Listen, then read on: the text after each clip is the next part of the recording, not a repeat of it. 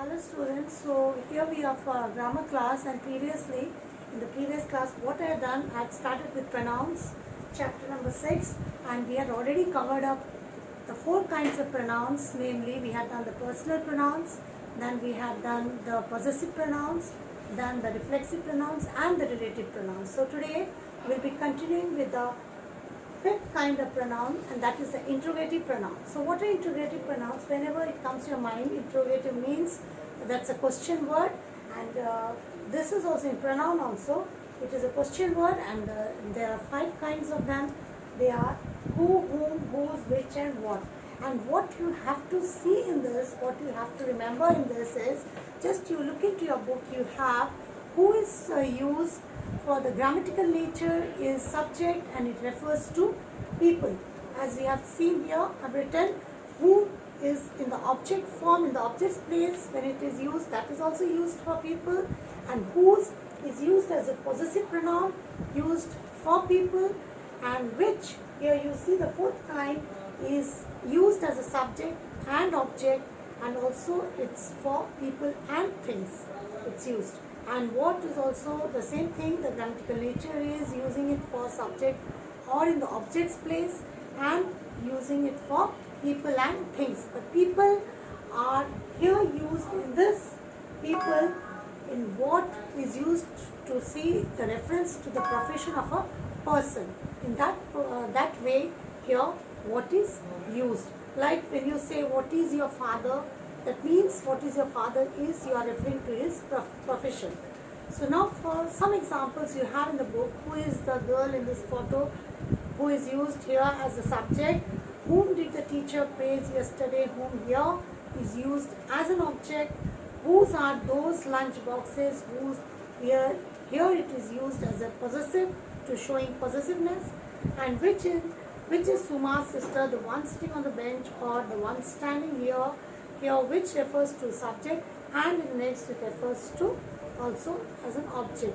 So here we see that in informal speech, when you are talking about informal speech, who can place whom as an object form in the interrogative pronoun. Like when you say whom did the presenter introduce first, who did the presenter introduce first. So here you see who and whom both have been used as is a object form. So interrogative pronouns, when we are talking about whose, which and that, have a determiner function too. As you see here, it modifies a noun, and an interrogative pronoun with a determiner function is also called an interrogative adjective. So it does two works when you are talking about the grammatical nature. So here you see in the example, whose daughter is Kamala, which flag is Austria's, what color is Marin's t-shirt. Here these all refers to interrogative pronouns and also as acting as a determiner. So now coming on to the sixth kind, we have the demonstrative pronoun here. As the name suggests, the pronouns this that are used in demonstrative pronouns are this, that, these and those, which what it says is it demonstrates, shows, or it points to something as the name suggests. So something in the context. Here we have, like for example, when you say this is my house, so you're talking about your house, that demonstrates your house. This demonstrates your house. So when we're talking about this is for the nearer objects, when we talk about that is for the far away objects, this and that is used singularly, whereas when you use these and those, that means the demonstrative pronoun used plurally. So it's used plurally. So this and these is used for the nearer objects, and that and those are used for the far away objects, distant objects. So here you, for example, you see more of an example. This is an amazing novel. Is that a lighthouse? These are turtles. Those are not my shoes. All of these are demonstrative pronouns. So what its nature is, it points out at something in context. Now when followed by a noun, they function as demonstrative determiners. So you see the nature when you are using as a pronoun you're using demonstrative pronoun, and the nature changes when you're using at a demonstrative determiner or a demonstrative adjective. When you use it as an adjective, so what is the function that they do, and how should you determine, how should you differentiate between a pronoun demonstrative and an adjective demonstrative? Here it means that when you say this novel is amazing, so this is followed by a noun, that is novel. This lighthouse, this is followed by lighthouse, that too is a, what it is, a noun. So you see, when it functions as a determiner or as a demonstrative adjective, it is being followed as a with a noun. So hence you can remember it likewise. So that differentiates the use of demonstrative pronoun or in demonstrative adjective. So there shouldn't be any confusion there. So now coming on to the last kind, we have the seventh type, that is the indefinite pronouns. So here what we have, these don't have a specific reference and hence are called indefinite as the name suggests. That's why it's named as indefinite pronouns. And some of the indefinite pronouns that are written here is, for example, anyone, something, either, neither, some, each. So these are some of the examples used for indefinite pronouns. So we are having some examples here.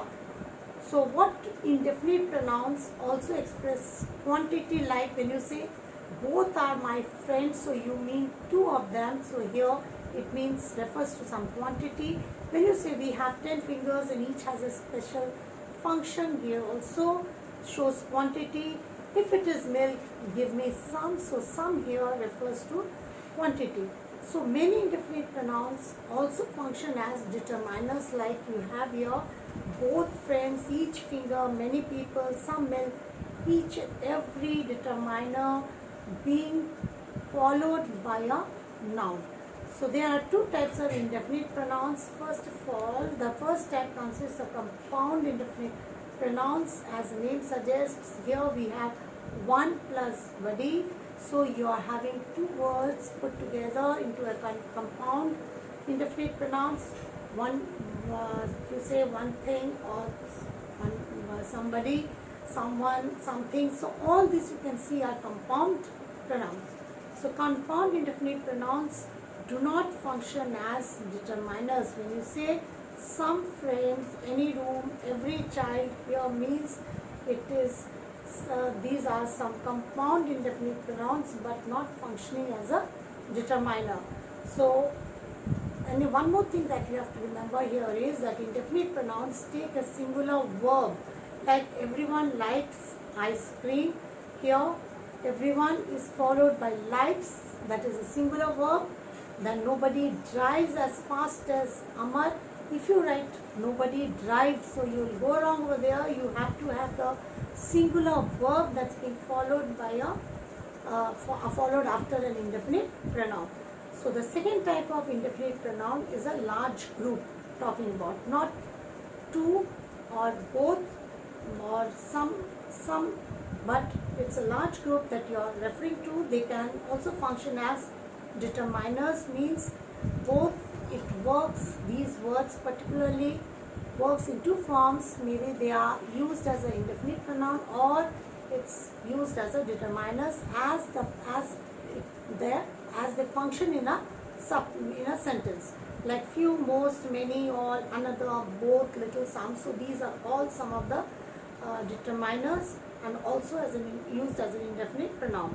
So as pronouns, when you say all are having lunch together, so here it's used as a pronoun, but when you're talking about all children, so here all is being used as a determiner.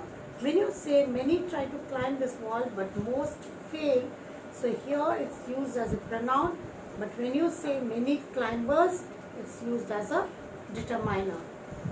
So we see that, so the difference that we have to remember here is that when you are using it as a pronoun, it's being followed with a verb, but when you are using as a determiner, the same indefinite pronouns are used as a determiner. It's being followed by a noun.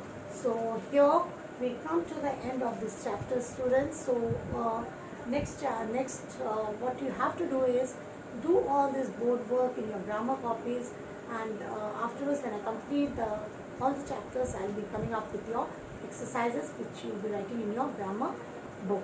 So this is all is from me from today. So goodbye and have a good day. Bye.